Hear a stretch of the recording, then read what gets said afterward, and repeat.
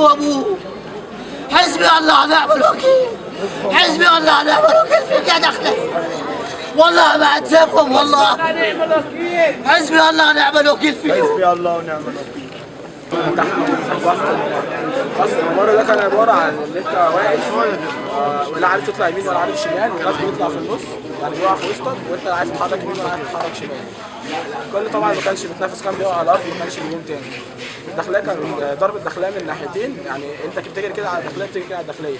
الحاجه الوحيده عشان تطلع فوق ان انت يعني تطلع على سور، وانت حظك يعني لو عديت السور ممكن تعدي وتعيش، ما عدتش السور بتقع على الارض والناس كلها. فكرك انت تطلع كده؟ لا هتعدي كله هيك. هيتحرق دمك، هيتحرق دمك في ورقتين كده ما لهمش لازمه. وقالين لي ما امضي ان ابنك انتحر.